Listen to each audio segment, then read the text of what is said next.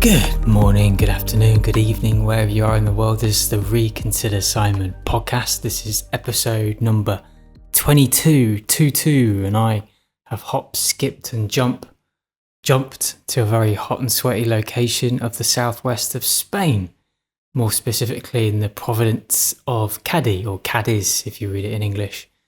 And the reason why I'm here, I was looking at a map of Europe one day, and specifically Spain, and for some reason Cadiz just caught my eye, and I just felt this real surge of energy within my body. And this has happened before, and it usually denotes somewhere being quite energetic and quite interesting. So I stored that in the old memory banks, and I thought, sometime when I'm going to go on holiday somewhere hot, maybe I'll consider Cadiz. So here I am. I'm actually using a more of a travel mic today, so the sound quality is not as tip top as it usually is, but we'll do our best. But I wanted to get a podcast out because it's been a while, and I've been having some very, very interesting experiences being here in terms of researching and some of the places I've been visiting. So I just wanted to get something out to document it. As I mentioned a number of months ago, Cadiz really sort of came into my view when I was looking at this map and this surge of energy. And I just thought, wow, that's fascinating. So I was quite interested to actually physically get here and see what was here. And it didn't disappoint. And the energy here has been very, very potent. It's been incredibly hot. It's been really, really healing for my body, actually. As soon as I stepped off the plane, it was like walking into a hot oven. It's been really, really nice just to be in this constant, really healing heat. I've been here now for a good couple of weeks. This is my final week. I've had 3 weeks in total.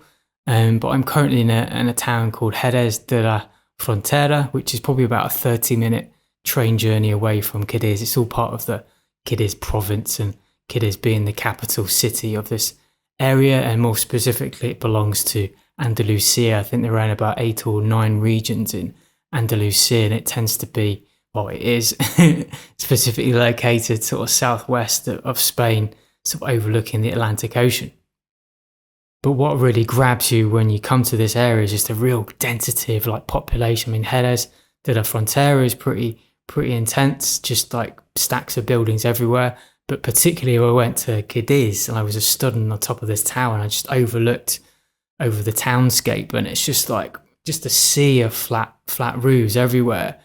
It's quite densely populated. And it's just layers and layers of history of all these different civilizations, and it stretches all the way back to the Phoenicians and potentially beyond. And it all's quite synchronistic because I've been reading a little bit to do with the origins of Ireland by Michael Tessarian. Some of you might have heard of him. And he very much links the Phoenicians and their origins actually being from islands and not from areas of the East. And he sees that civilization really started from the West in the British Isles and Ireland, and then really kind of migrated over to the East. So he's got a very different theory, concerning how civilizations really developed on this world, in this realm, on this planet, whatever you describe it, and actually links it back to potential lost civilizations, mainly Atlantis potentially. So Michael Tessarian makes a real direct link to the lost civilization Atlantis, and other ones potentially as well.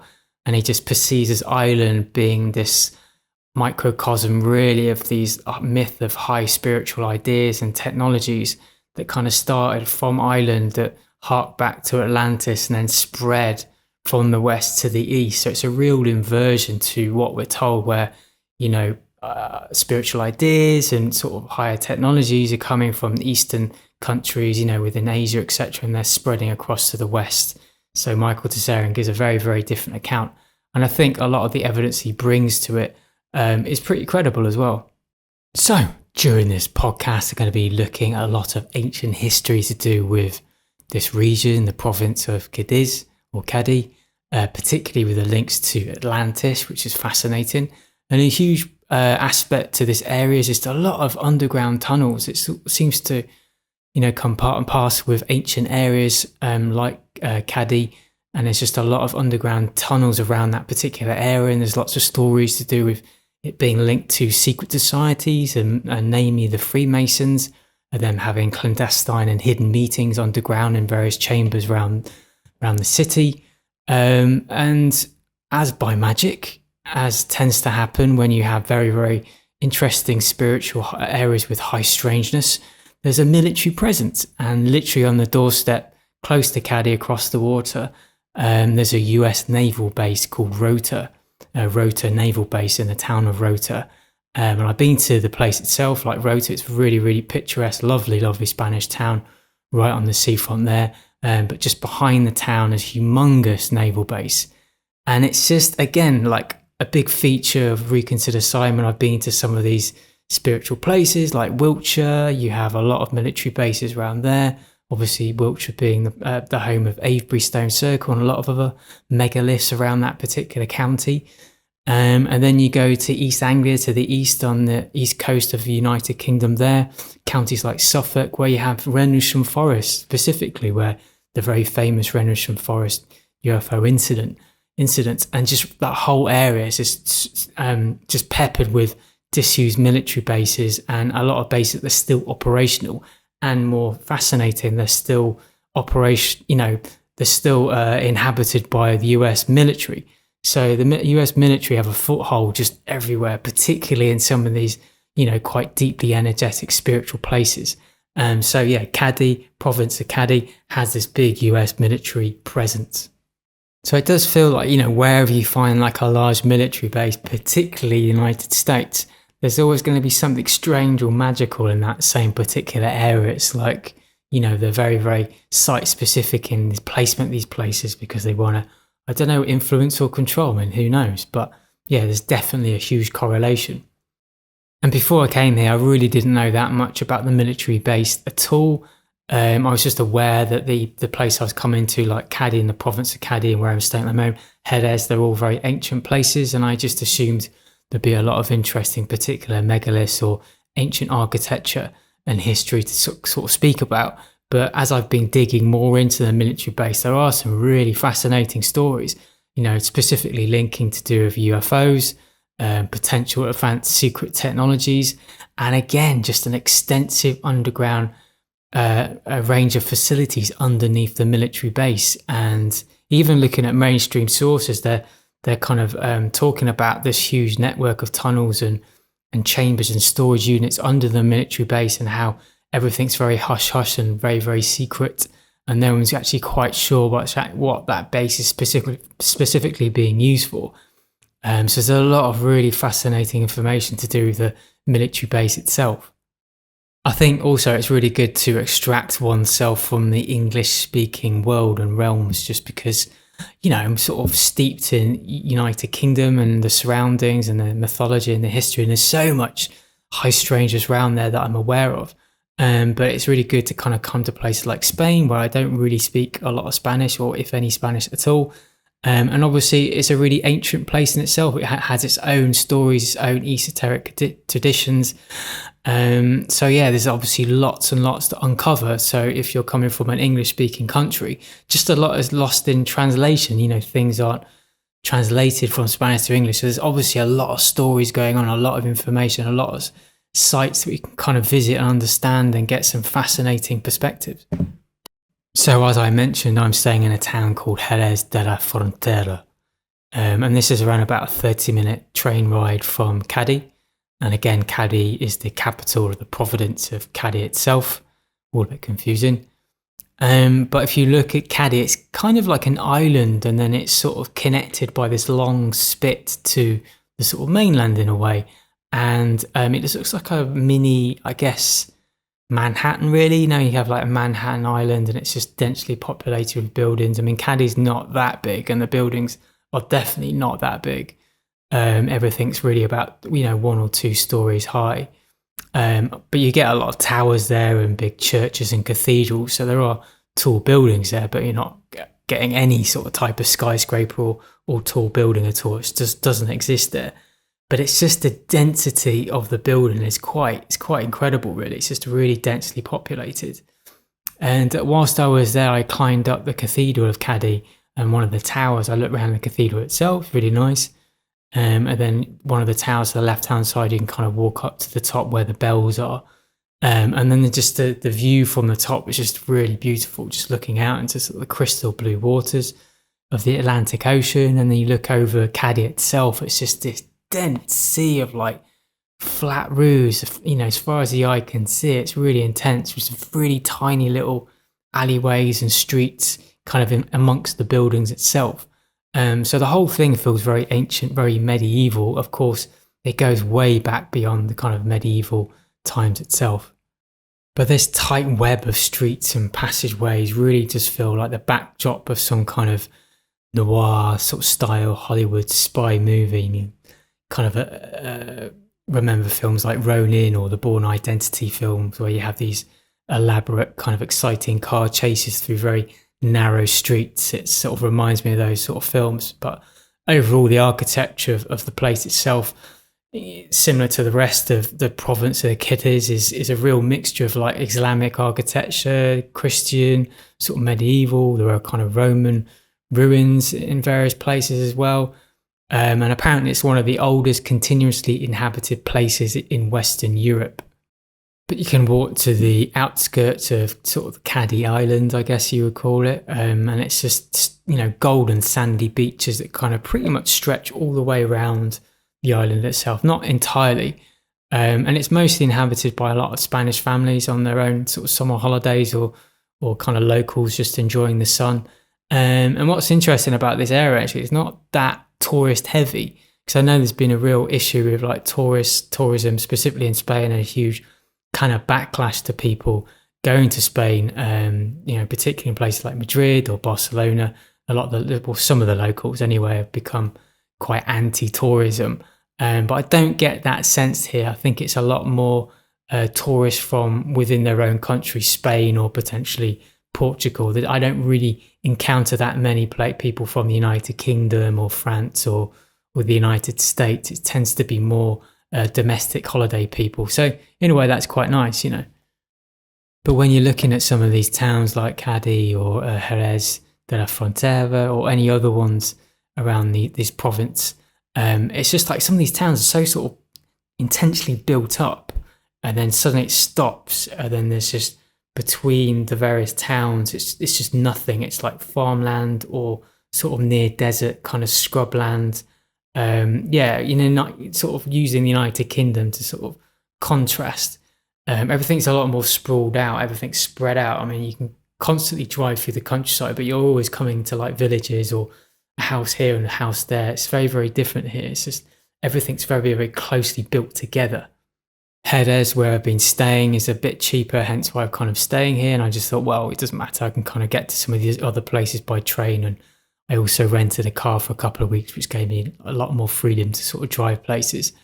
But yeah, it's just like the heat. It reminds me when I've been to other desert locations in Namibia or United States, going to California. It's just like you walk out and outside, it's just like this hot oven. And we're reaching temperatures around about 40 degrees centigrade or 100 degrees Fahrenheit. And there's just been a lot of like news stories I'm seeing on the news and Facebook, you know, scare messages to do with the heat, particularly in the United Kingdom. And it's quite gratifying actually, because I see a lot of these news stories actually, particularly on Facebook, and people just start laughing because it's like, well, it's just summer, it's just hot, you know, fine, it's not a big deal. There's, you know, the media and the powers that be just want you to be terrified of the heat. So this is a kind of a new propaganda technique at the moment. And there just seems to be this really big push about color propaganda and like weather maps, and just like, whereas before certain hot temperatures might have been sort of like a nice sort of pretty red color or orange color, now they're sort of these really dark maroon, sort of quite evil looking, you know, you're going to die if you go out in this sort of heat. So there's something very, very strange going on with the weather and particularly maps and the coloration at the moment. And yeah, I think, you know, I guess people in Spain are very used to very hot temperatures, and hence why they have siestas and they go to sleep so in the afternoon. So yeah, I've been sort of enjoying a similar type of pace of life, which has been very nice. Anyway, that's enough of the colour map propaganda. Yeah, overall, I'm going to be sort of bringing in a lot of Michael Tessarian's point of view. I guess if you want more of a mainstream account, you can kind of look to sources like Wikipedia. But yeah, just to give a brief background, Michael Tessarian is a Northern Irish researcher and author, and he writes a lot of realms of the occult and symbolism, hidden history, and then particularly like areas of human and civilization origins, which is what I've been particularly interested in because I'm reading his book at the moment to do with that Irish origins. I know has his own podcast, which I think is behind a paywall. You have to sort of pay for it.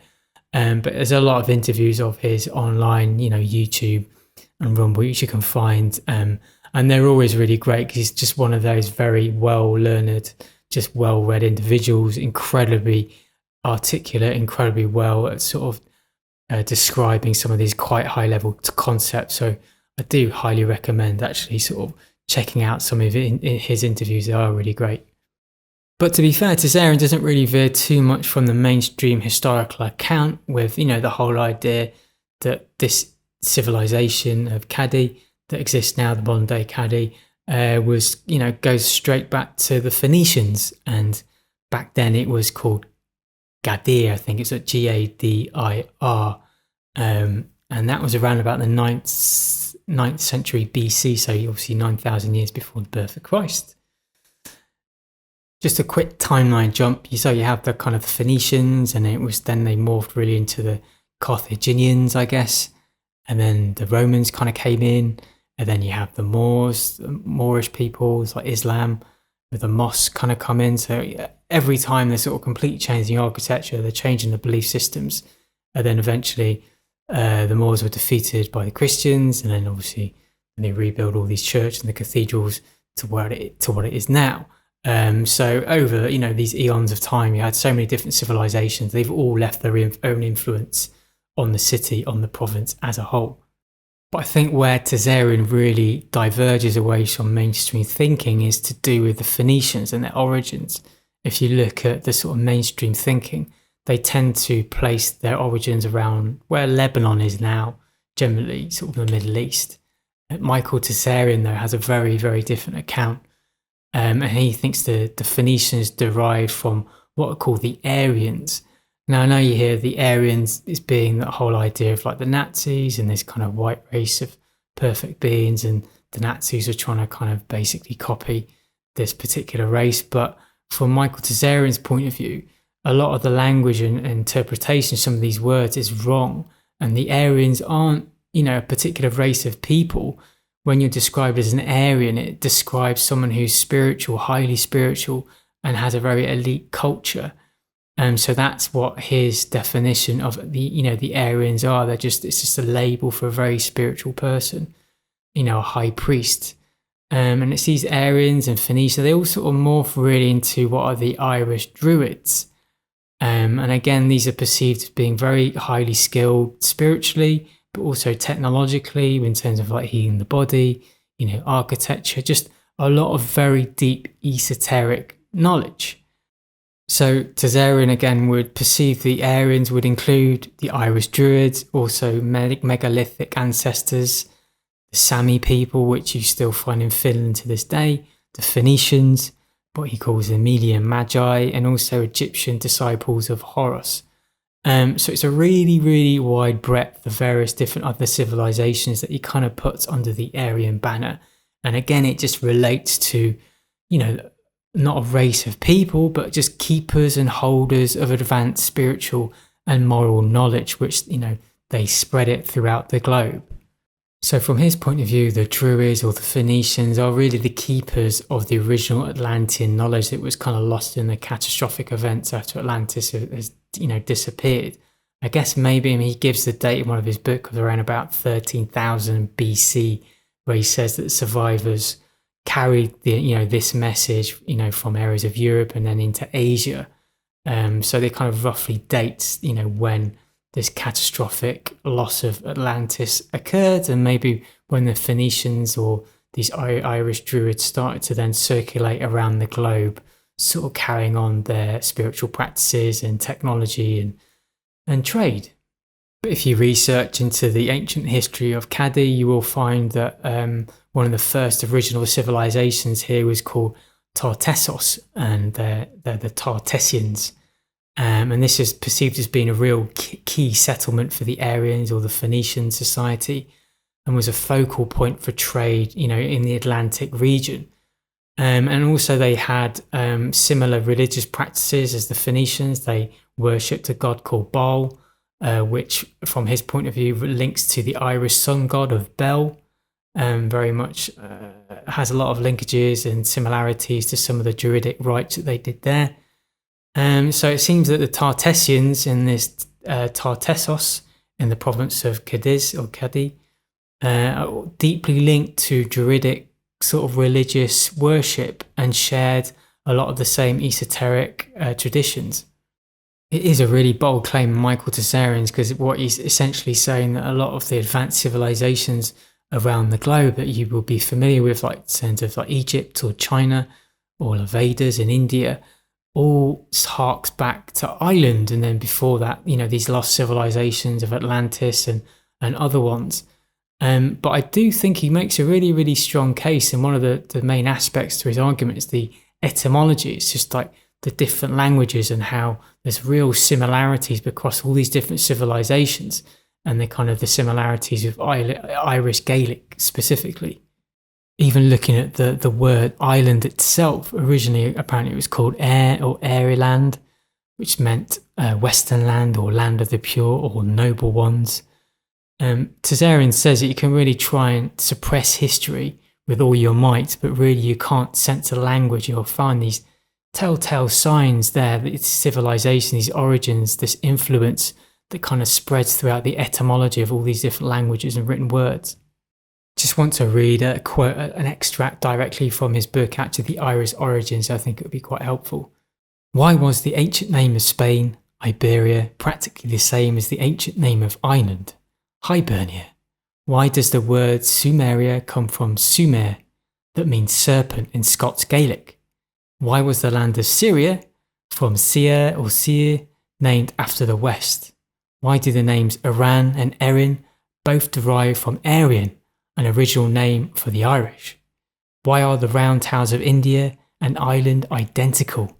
Why does the word rabbi come from the Gaelic aber, meaning teacher? Why does the word Brazil come directly from the Gaelic hai, Brasail? Why is the word Phoenician so close to the Irish word Fenin, meaning warrior? And why is the word Pharaoh derived from the Irish Fere? Why was the Phoenician capital city known as Tyre derived from the same root as the capital of the Druids, Tara? Why are the Canaanite Dagon or Chaldean Dadal so similar to the Irish god name of Gagda? Why were the holy Hindu scriptures known as the Vedas after the word for the Irish poets, the Veda, and after the Norse word Edda, sacred books? Why does the word Sanskrit derive from the Gaelic word of Sanskrit, meaning sacred writings? I think I butchered a lot of those names, but it gives you an idea anyway, that small extract. Really, he makes a very compelling case through language alone, like how, it's a very, very bold theory and a bold claim in terms of the Phoenicians really starting an island and then obviously before that Atlantis. But it really just kind of turns the whole historical accounts and record on its head when you're saying that, these advanced civilizations spread into the East and the West, and no, it's completely the opposite way around. And it's not only in language, and there's a lot of archaeological information out there which he highlights throughout the book, mummified remains of Caucasian, individuals with blonde or ginger hair, blue eyes, very tall, being found as far away as Egypt and China. So it's not just the etymology and the language, there's a lot of physical evidence to kind of back up his claims. Now to go deeper down the rabbit hole and look at more of these Atlantean links and ideas to do with Cadiz. If you travel sort of further south from the province of Cadiz, you sort of hit the south tip of Spain, and you have a very strange outpost called Gibraltar, which actually belongs to Britain still. And this overlooks the Strait of Gibraltar. So you have the continent of Europe, really just overlooking North Africa. So it's a very important staging point. It's where the Atlantic Ocean then changes into the Mediterranean Sea. and this is denoted by what I call the Pillars of Hercules. If you watch the HBO Vikings, you'd have seen that when what's the Viking's name? Bjorn Ironside. He goes on his big quest in his boat to the Mediterranean Ocean, and he goes through the Pillars of Hercules. But I think overall, Gibraltar is a very contentious point. It's obviously quite strange that Britain still holds it. If you go, I went there once on holiday, and it's a strange place because it's very much like Britain locked back about 20 years ago. And I remember the food being particularly awful. It's like a real stale smell of fried food everywhere.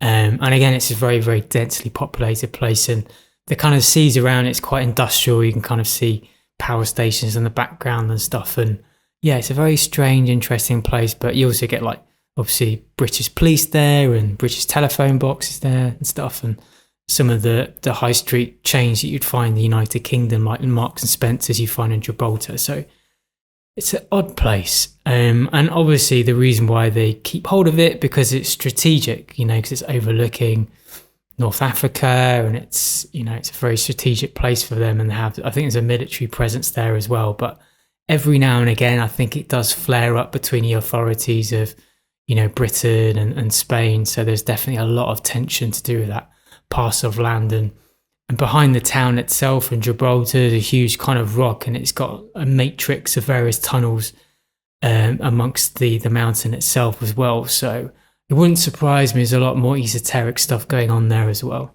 Anyway, I digress. Back to Atlantis.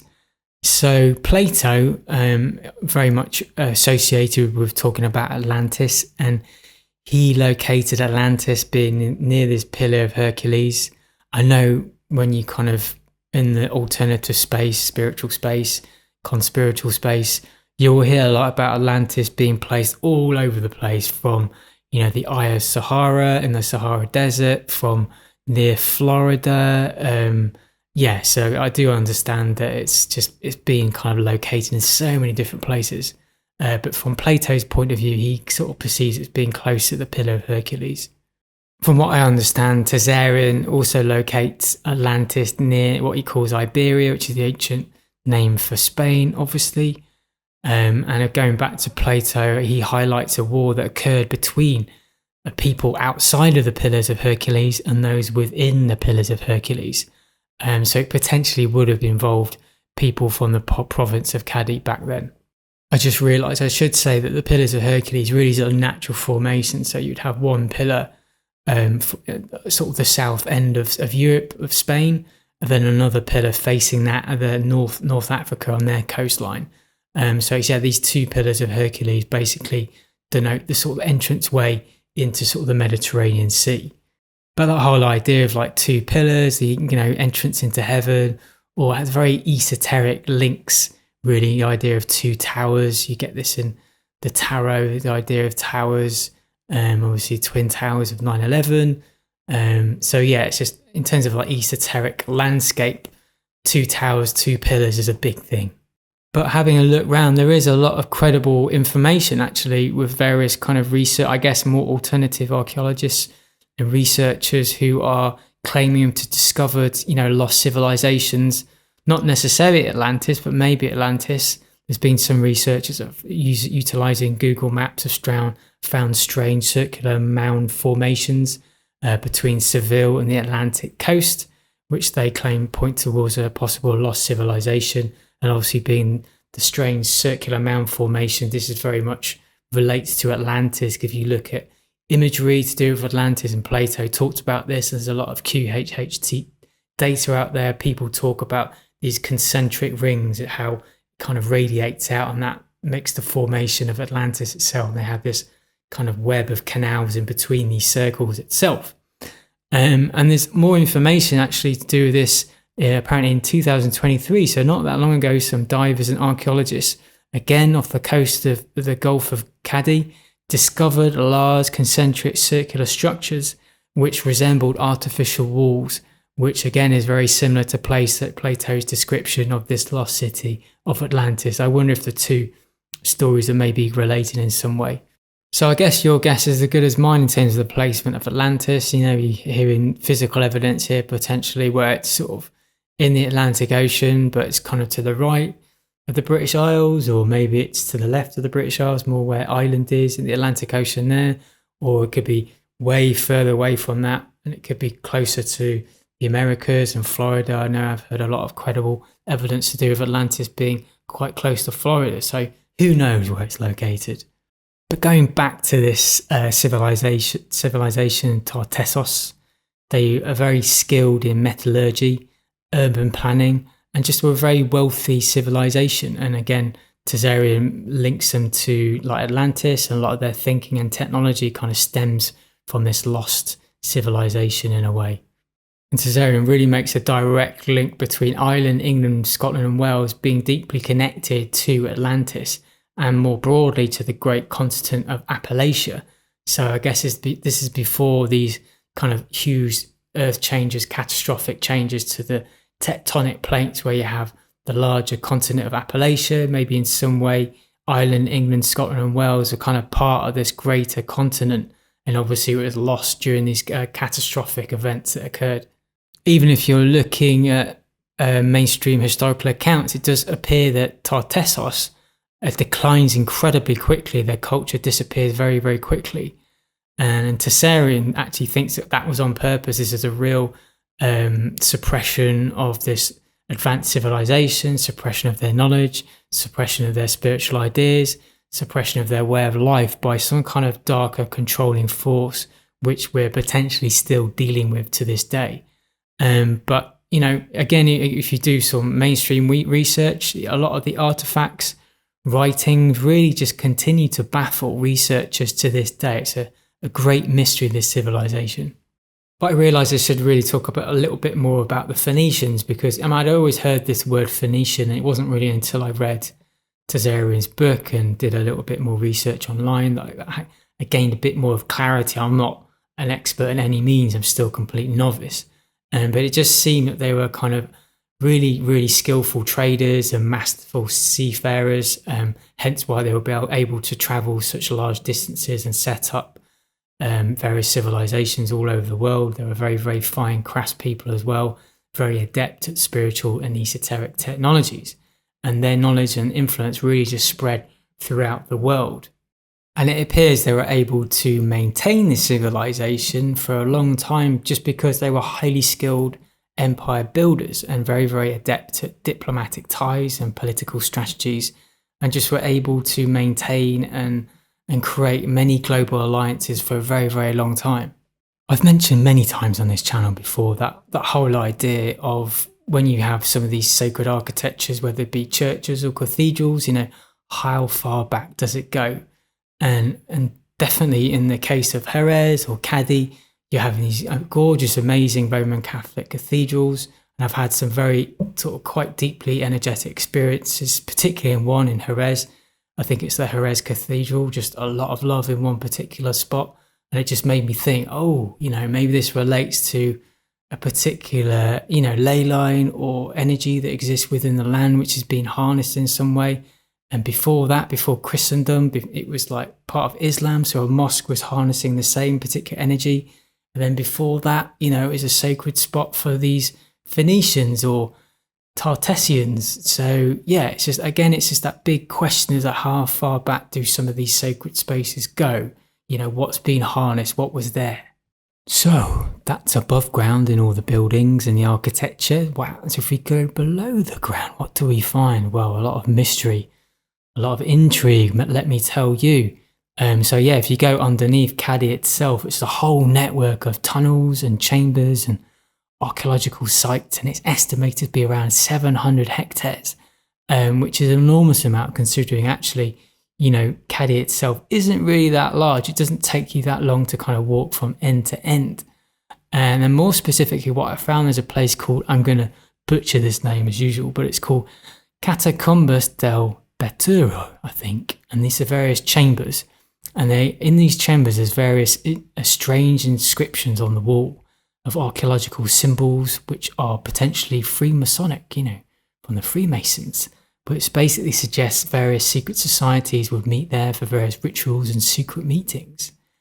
So yeah, it's just like, how far back do these tunnels stretch and what were they used for?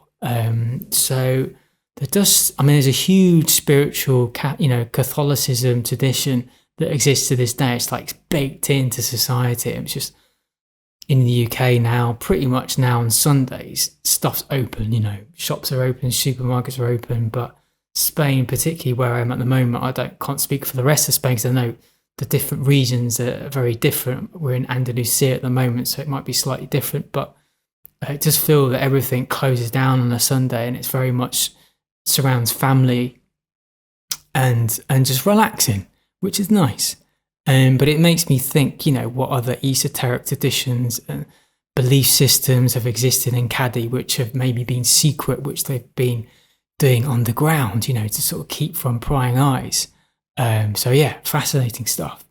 I mean, these tunnels underneath Cadiz, particularly interesting when you start to take into consideration the nearby US military base, which has its own underground infrastructure. How far do these tunnels stretch? I mean, to get from Cadiz to there's a bay between Cadiz and Rota. You can go around like on the mainland, but there are ferry links, I think, that go from Cadiz to Rota. Maybe there are underground tunnels that connect directly to the military base. I don't know. I'm just speculating. But how far do some of these tunnels go? Through my research, rather interestingly, there's a lot of information to do with the Freemasons being involved in an inquisition. This happened around the middle of the 18th century in various court documentations, where you actually have persecution of esoteric knowledge via a Spanish Inquisition. This is the targeting, transmission of esoteric knowledge of what they call is a bit of a mouthful. This is a direct quote of scandalous cooperation with heretical and atheistic evidence. I think I got that right. But yeah, it just goes to show that this Inquisition was really going after people who were involved in Masonic Freemason rituals, initiations, and secret practices. I mean, it really potentially highlights how Cadiz was maybe a real centre of esoteric knowledge and spirituality and philosophical traditions. And they were really threatening the dominating religious orthodoxy, which I assume was, Catholicism at the time, the 18th century. And still, Catholicism is a very dominant religious structure that exists to this day. Obviously, I'm a bit not, don't feel that sorry for the Freemasons. I mean, in two minds of them. I mean, maybe back then they're a bit more positive, but I get the sense now, on the upper levels anyway, I think day to day, if you're Freemasons, it's probably more of like a, networking business group. But I do wonder about the high levels and the influence around the globe and actually the kind of the negative influence they have. So I'd maybe have a bit more of a worrying view on Freemasons now. Maybe I have heard they have been overtaken at some point, and maybe back in the day they're a bit more virtuous with their ideas, a bit more moral, a bit more pro-humanity. But now we're going to go to hippie land. We're going to be talking about energy of the land, my experience of the land. I have been here now for 2 whole weeks in, again, the Cadiz province, which is part of Andalusia, which is the kind of the larger, I don't know what you call it, state region. But yeah, I've just been mainly in and around Cadiz province, and it's also along the coast. It's called the Costa de la Luz, which is Coast of Light. I'm obviously butchering the Spanish word for light, luz, I don't know. But yeah, very poetic, Coast of Light, and it's actually very much like that because the sun is very searing, the buildings are white. I try not to wear sunglasses because I think they're sometimes a bit dangerous. It's good to get all those different healthy rays of sunlight into your eyes, onto your skin. But actually, the sun is quite physically painful sometimes when you walk around because it's like really white sands and white chalky roads and white buildings, and it's just, the sun's very glaring. But yeah, I can quite understand why they call it the Coast of Light. That's beautifully poetic because it is very much the Coast of Light. I've been blinded the entire time. But my review, 5 stars. 5 stars out of 5. It is amazingly energetic in contrast to the United Kingdom. And I know obviously United Kingdom, the weather is always a bit drab. But this summer we've had some quite good weather, hence why the media's gone overdrive with the weather warnings. But yeah, there's just something about the energy. Just my body feels better here. It just feels like it's functioning better. What I have noticed, they don't have all the 5G lampposts around. Maybe that's something to do with it. Maybe my body's enjoying just not having a bit less EMF energy to deal with. I mean, they do have like 4G, 5G, I think. Seems to be, showing on my phone. But yeah, just overall, as soon as I came off the plane, I was walking around, I was like, my body just felt so much better. And I think there's something very strange going on with United Kingdom and also Ireland. I know Ireland's very much under attack at the moment. It's under a very, very dark cloud, and these are places that I love, but it's a very haunted island sometimes. And I have felt being there that, particularly this year, I've had so many spiritual attacks. It's been very pronounced, and actually thinking back these last 2 weeks, I haven't really felt that many sort of heavy energies. So it's been a real physical and spiritual difference without a doubt. I mean, this has sparked deeper questions within me about Britain. And it is such a small landmass, and how they're able to create this humongous empire spanning so many different countries. And now it's, perceived as real darkness at the centre of finance of the city of London. And, does this, the land of Britain hold something quite key, something quite special for the rest of this reality? Does it all harken back to this Phoenician period, to this pre-Diluvian times with these Druids and Atlantean and Aryan priest class sort of spreading this higher spiritual knowledge and understanding? It's some way Britain linked to all of that. And, and because of that, the darkness just hits it so heavily to sort of keep that light from spreading around the world in some way. Obviously I'm biased, I'm from Britain, I'm trying to, but yeah, it's just very strange. I just think it's very strange, like how much influence that small land has had over the world, and the whole City of London thing. And it just really makes me think, that the reason why it feels so heavy, why I feel so attacked when I go there, is because it's under some kind of siege, under some kind of, barrier. It's preventing itself expressing itself properly in the way it should be able to. It's just a wild theory that I've been thinking about. But yeah, it's just, is there something in these lands of Ireland particularly, and the United Kingdom? I think Ireland's being hit way more than Britain in a way, and it has been for a while. Is this why the energies are so heavy? Because this light, whatever it is being stifled out by this dark force. Again, whatever it is, whether it's human or non-human, something's going on. It feels like it. So that's my energy review and rant about Britain. So my advice, come to Spain, get a tan, get a suntan, get very burnt in my case. It's a bit of a nightmare because I'm sort of anti-sun cream now.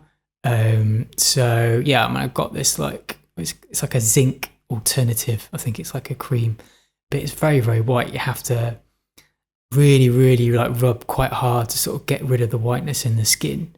And it rubs off quite quickly. So it's not terribly good at what it's supposed to do, but at least it's something. Because obviously I have quite fair skin, so I can get burnt quite quickly. But yeah, I'm managing so far anyway. But I do advise getting lovely sunshine on your skin and in your eyes. It's very healthy. Obviously in moderation. Don't want to go overboard. Anyway, I digress. Enough of the health information.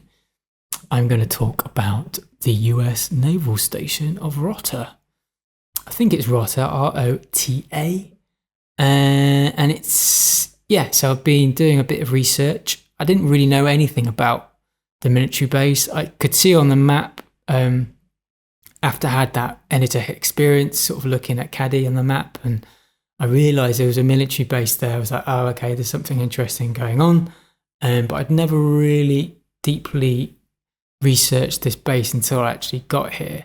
And there's a lot of stuff going on there, let me tell you. Overall, it's been a naval station for a long time, since the 19th century, and was used obviously by the Spanish because we're in Spain. But it wasn't until around about the 1950s, there was a US-Spanish agreement in 1953, and construction of a US military base started in 1955, and was so big it actually involved various land reclamation, so obviously creating land in the sea, and also the construction of a huge seawall and artificial harbour for all the various US naval ships. Physically, when I was in my car, I drove around a little bit. It does seem a very sizable base. A lot of fencing everywhere. I'm not quite sure how. I think it's quite a few thousand personnel who are stationed there. They do seem to have their own high school, American high school there, so it kind of gives you an indication it's a town in its own right, and they can fill a whole school with students from the children of the various military personnel. And yeah, it's obviously the whole thing is pretty much controlled by the American military. For the majority, it's American warships, but it also has a significant airstrip there as well. And as I keep mentioning as well, there's seems to be huge underground facilities underneath this military base, and no one quite knows how large or how extensive it goes. There's a lot of conspiracies around it, particularly military bases around the world, I'm sure you've heard. But the whole idea of deep underground military bases, DUMBs, and how extensive they can be, and just the weird and wonderful experimentation they do in terms of exotic propulsion craft, unfortunate, super soldier programs, and just creating weird chimeras and genetic programs, particularly with the Dulce base in America. There's a lot of horrific conspiracies to do with that. And then, how much of these bases are actually human led. There's stories about, the deeper you go with some of these bases, it gets more and more kind of controlled by ET forces or non-human individuals. So yeah, no idea about Rotter and how that fits in the whole thing, but there's definitely a lot of information out there to do with some of these deep underground military bases and some of these exotic experimentation and technology that they have control of, and also how all these networks of military bases and other facilities around the world are connected up by a huge underground tunnel system, and you can travel between them with jump gates potentially, or advanced propulsion train networks like maglevs. Some of the technology we definitely can talk about, and relates to the Cold War and nuclear weapons, etc., was something called the ball ring, which was this huge circular antenna array, and apparently it operated from 1964 to 1990, and the locals used to call it the Plaza de Toros, which is the ball ring. And actually this region overall is quite famous, not only for sherry, it's perhaps the Sherry Triangle. It's also famous for its horses, but I think they still have a lot of bullfighting here as well. Not quite sure what I think about that, but there you go. So yeah, but the ball ring remains a big mystery. Was it some kind of intelligence in gathering operations, particularly during the Cold War, and then maintained its operations afterwards? But yeah, like if I hark back to some of the videos I made, particularly when I went to Rendlesham Forest, what was it called? I just forgotten the name. Orford Nest. I remembered. I had to stop the audio and then look at my own video to remember the name of it. That's how good I am, ladies and gentlemen. So yeah, Orford Nest. When I went there, really strange architecture above, a lot of military testing of various different implements, a lot to do with like bombing and just general kind of aircraft technologies. But they created this huge thing called Cobra Mist, which they claimed was a particular type of radar for looking at Russia during the Cold War. But there's a lot of information out there that sort of denotes that actually maybe this was just some kind of EMP device, electromagnetic pulse, some kind of death ray gun that Tesla would have made that was based on those technologies. So yeah, who knows? The ball ring, could it have been a listening device, or was there something deeper and darker going on? I don't know, I'm just speculating. But I think overall during the Cold War, this is probably a very active base. You have this thing called the Bull Ring, but they were also famous for housing what are called the Polaris missiles, which were linked to submarines, and they were stored at the base as well. And this is quite controversial because at the time America were making deals with Spain's dictator, Franco. That's crazy, isn't it, when you think about Europe having a dictator? But back in those days, yeah, the Polaris missile was housing submarines at this particular base. But I think the bigger mystery is just actually how vast and how huge are the underground facilities. Because even if you research in a mainstream point of view, they sort of claim it's quite big and no one really knows what's happening. There's historical documents that prove that there are ammunition bunkers and huge fuel storage areas, which I guess will be used for some of these submarines and craft that are there, and they're stored in vast quantities. But yeah, this really kind of ties into mythology of military bases and secret underground facilities and what are they being used for. Again, going back to the ideas of recovered UFOs and advanced secretive experimentation and technologies that come out of these technologies, and some quite dark and horrific experimentations as well. It's, it's not nice to think about sometimes, these things that potentially they're going on.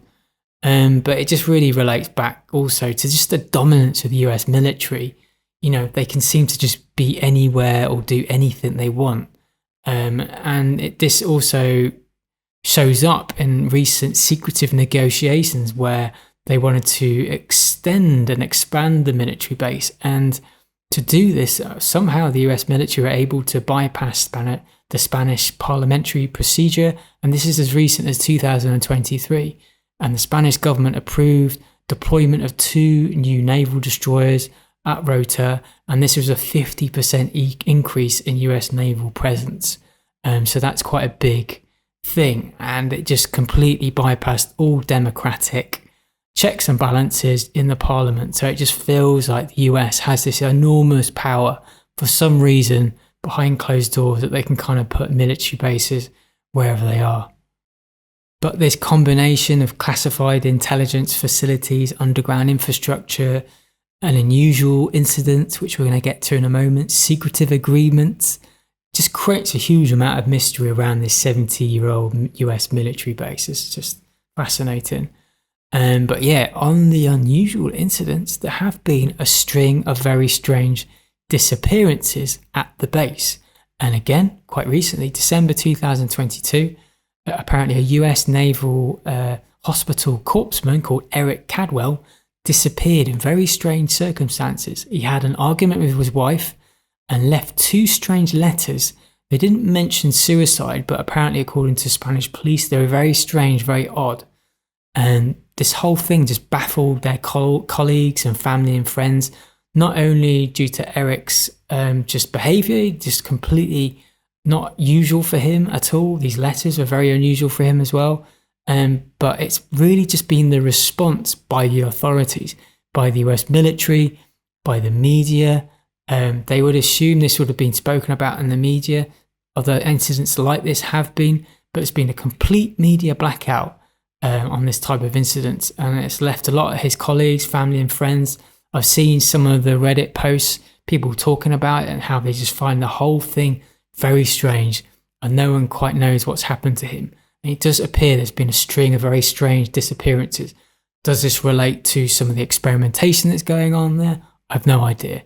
But yeah, just wanted to highlight that situation. Also, there's been a lot of UFO activity that has definitely been connected to this military base as well. One of the main UFO stories I wanted to talk about happened, again, relatively recently, 2012, with residents seeing a very long, thin object travelling at unusual speeds, and then was pursued by US military jets at Rota. And the residents have speculated ever since whether it was maybe they were testing advanced craft or propulsion vehicles at the facility, or either was it actually UFO, and these various US military jets were investigating what was going on. From my point of view, I'm just not like surprised by some of these UFO stories, just due to the fact the US military there. It's a highly energetic place. There's a lot of deep ancient history here. For some reason, it's always going to attract UFOs. It's always going to be things of high strangeness occurring. And this story is just one of the, of many that I'm going to highlight now. I mean, there are a lot of UFO stories, loads. You could probably do a whole podcast just full of them. But one I did notice was, again, the Cadiz region, 1960, Jerez de la Frontera, where I am at the moment. It has an individual, very long name, Don Miguel Timmermans Caballos. I hope I said that right. He was a teacher, and he was on his motorbike, and he encountered two very strange humanoid beings, and he saw them from 150 meters away, and they were completely red from head to foot. But they were wearing this suit, or the body looked like, this is the strange aspect of the story, like a Michelin man. One being was smaller than the other, and they walked in a slightly mechanical nature with very stiff arms. And what's fascinating about this particular story, this Michelin man, if you don't know the Michelin man, he's this kind of character that sells tyres, and he's just looks like he's made up various tyres, very sort of bumpy individual. Anyway, so yeah, very sort of strange visual description of these two beings walking in a very mechanical way. I mean, again, were these actually alive, or were they kind of experiments from the military base that escaped? I don't know. But what has been reported, there's been similar reports around the world where people have seen similar beings. So yeah, that's crazy. It's not just the 1960s. You can go as far back as the 1940s, and we have an individual called Corporal Andres Gomez and Algeciras. And I think this is obviously during the war. He was tasked with basically being a security guard for a fuel depot deep in the desert at night. And whilst he was on sort of duties, kind of securing this facility, he witnessed this huge sphere of light approaching the ground. And this gets really bizarre. This light splits into two, and it becomes transparent. But then everything around him became transparent. Or the light seemed to make everything solid around him transparent. Even the stone he was sitting on started to levitate. He found also that through this light, he was able to see through the walls of the petrol station. Really weird, really weird. Anyway, what's mad about this Algeciras, it turns out it's again a bit of a hotspot for extensive UFO stories.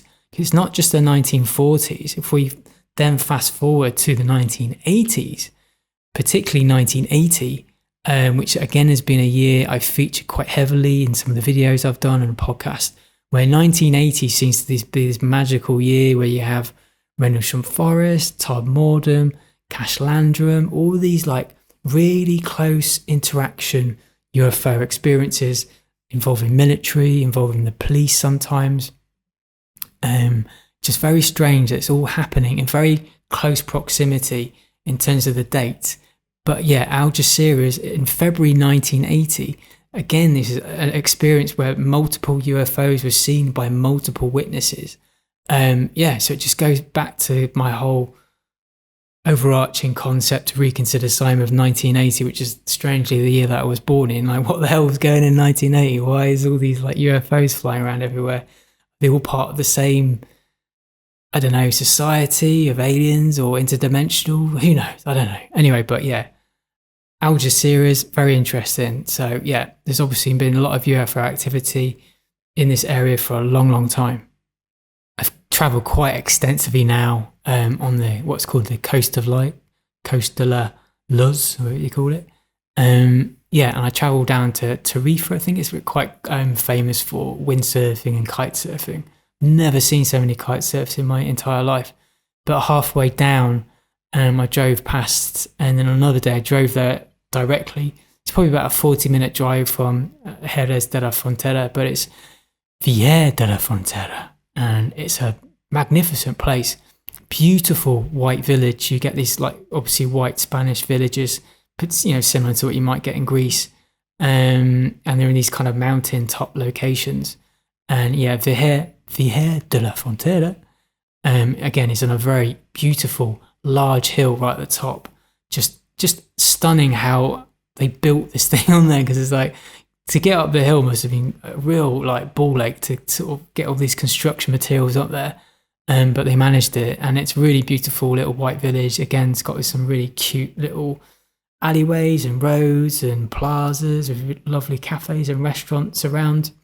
But as I was walking around, it does have like a slight alternative edge, you know, in terms of like yoga studios and stuff. And as it turns out, it's a bit of a hotspot for UFOs. It's so much of a hotspot for UFOs that even the tourist authorities, they advise visitors to visit there and try and find UFOs at night time.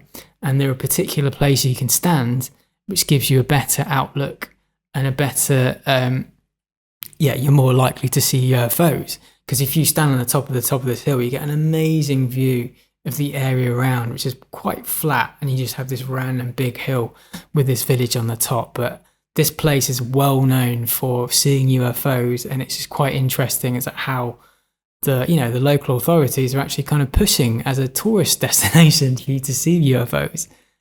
So I went to the village in the daytime. It was beautiful. I would love to return one day, potentially to do a night viewing, to sort of try and see some lights in the sky. So I'll have to return.